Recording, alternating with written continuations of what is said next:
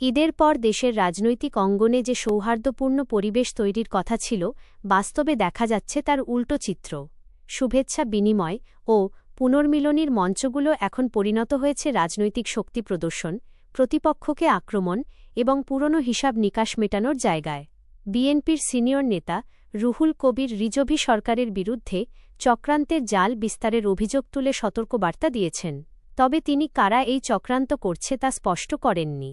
ফলে রাজনৈতিক মহলে প্রশ্ন উঠেছে, এটি কি বাস্তব কোনো ষড়যন্ত্রের ইঙ্গিত, নাকি সমালোচকদের উদ্দেশ্যে পরোক্ষ বার্তা? অন্যদিকে জামায়াত নেতা ডাক্তার সৈয়দ আবদুল্লাহ মোহাম্মদ তাহেরের বক্তব্য নতুন বিতর্কের জন্ম দিয়েছে।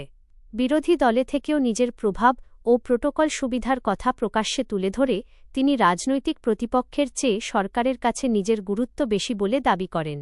সমালোচকদের মতে এটি বিরোধী রাজনীতির চেয়ে ব্যক্তিগত প্রভাব প্রতিষ্ঠার প্রচেষ্টা হিসেবেই বেশি প্রতীয়মান হয়েছে।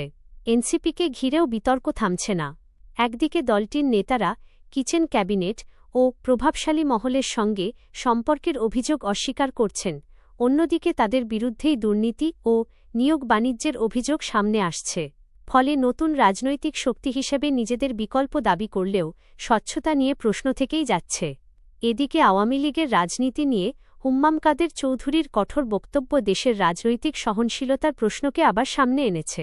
একটি গণতান্ত্রিক ব্যবস্থায় রাজনৈতিক প্রতিদ্বন্দ্বিতা স্বাভাবিক হলেও কোনো দলকে স্থায়ীভাবে রাজনীতি থেকে দূরে রাখার ঘোষণা ভবিষ্যৎ রাজনৈতিক সংস্কৃতি নিয়ে নতুন বিতর্ক সৃষ্টি করতে পারে।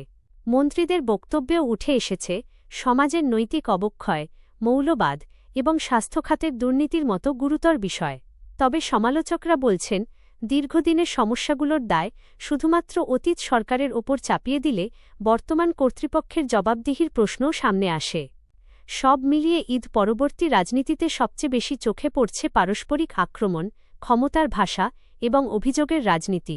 কিন্তু সাধারণ মানুষের কাছে গুরুত্বপূর্ণ প্রশ্ন রয়ে গেছে, এই বাগযুদ্ধের ভিড়ে দ্রব্যমূল্য, কর্মসংস্থান, শিক্ষা ও স্বাস্থ্যসেবার মতো বাস্তব সমস্যাগুলো নিয়ে কার্যকর রাজনৈতিক আলোচনা কবে দেখা যাবে? বর্তমানে রাজনীতির মাঠ যতটা উত্তপ্ত,